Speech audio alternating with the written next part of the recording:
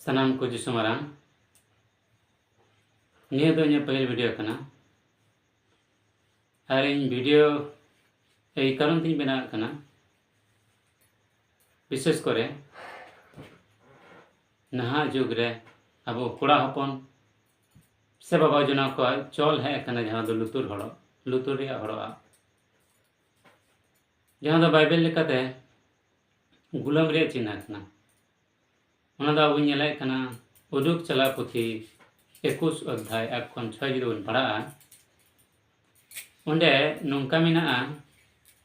जे जिहुदी को दो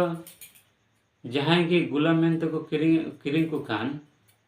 उनको दो 3 बछर हबी आकोटे को दो को आर को कमी चुका आर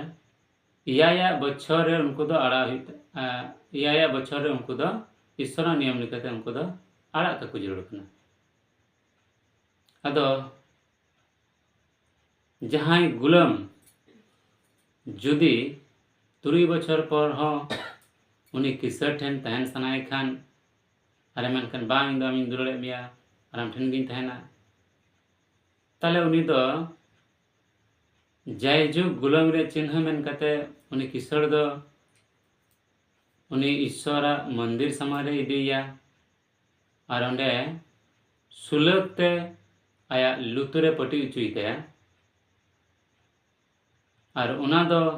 जायजु गुलाम रे चिन्ह थाना तना दिन जेत भर उनी गुलाम दो उनी किसर ठे थाना उना दिन गी उना भुगा दो उनी सावते तहना जहां दो मिटन गुलाम रे चिन्ह थाना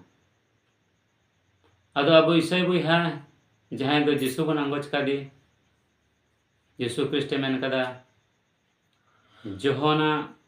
भाग्य संबाद 8 अध्याय 31 खन 36 रे प्रभु सुई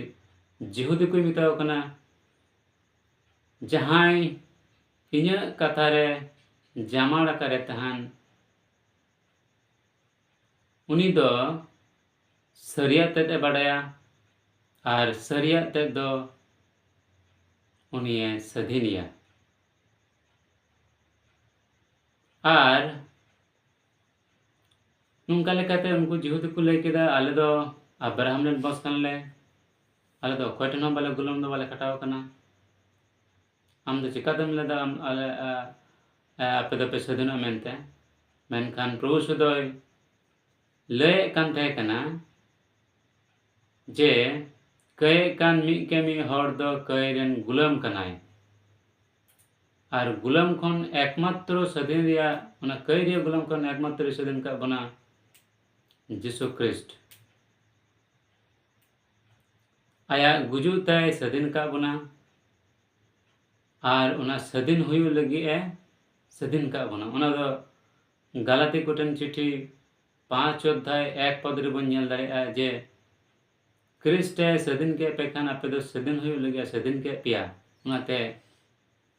गुलाम रिया अनाते गुड़िया लपे तलोआ और गलाती 5 अध्याय 13 गे ले केदा सदीन हुई लगी सदीन का पिया और ना सदीन ते दो हड़मो रिया सना को पूरा लगी दो अलपे व्यवहारा बीच कम दुलड़िया कमी ते आपे आपे सपोह पे